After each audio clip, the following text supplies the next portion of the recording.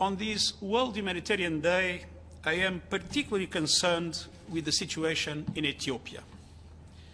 The Ethiopian people have suffered too much.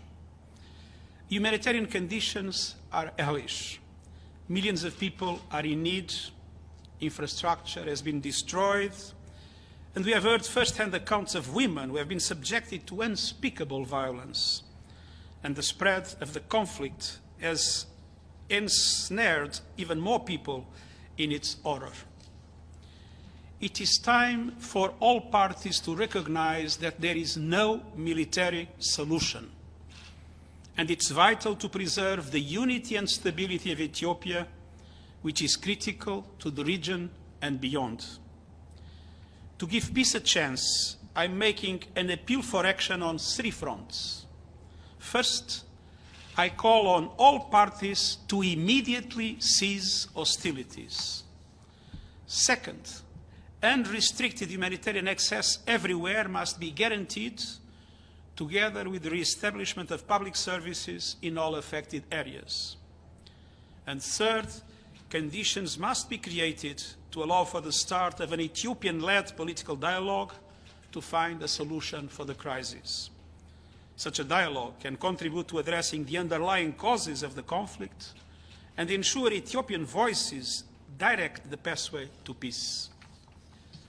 The UN will continue to work together with the African Union, regional and international partners to support the Ethiopian people on the way to peace and reconciliation.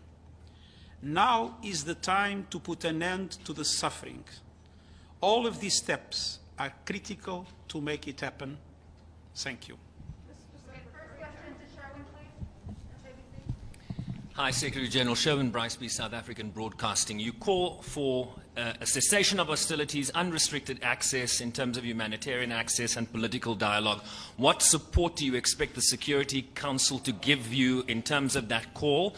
And can you tell us who you've been talking to in the region over the last few days? Have you talked to the Prime Minister of Ethiopia? What was your message to him? I've been in intense contacts in trying to create the conditions to make a cessation of hostilities happen.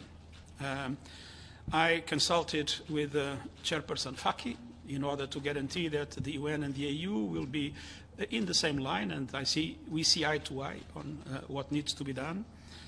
I had several contacts with Prime Minister Abiy, and I asked Martin Griffiths as my personal envoy to have contacts. He had met, but to have contacts again with Mr. Debretsion.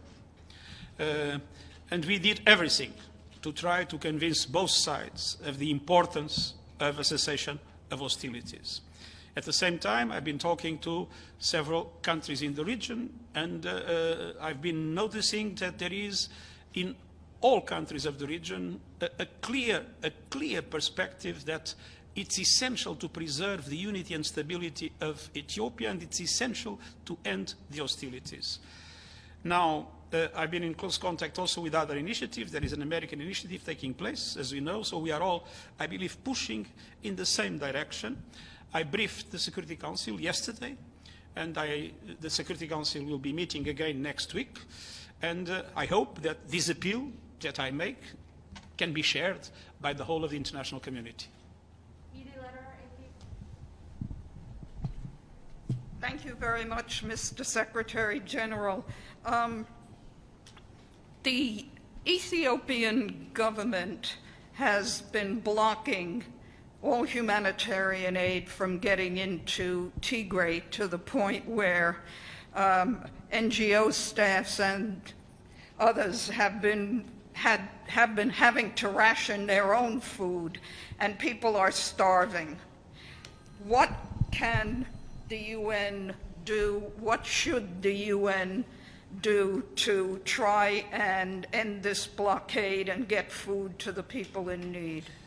Well, first of all, we have been actively working inside Tigray and also in the areas around where people are having serious problems at the present moment. And we have been insisting with all the parties, and in particular with the Ethiopian government, that full humanitarian access must be granted. And I once again spoke with the Prime Minister, even this morning, on this issue. It's very important that both sides accept cessation of hostilities, and it's very important that everybody understands that the reestablishment of public services and full humanitarian access to all the areas, Tigray, Afar, Amara, full humanitarian access is absolutely essential. And what was their response? What was the response when you said there was a commitment that things would improve, but we will need to see what happens in the next few days.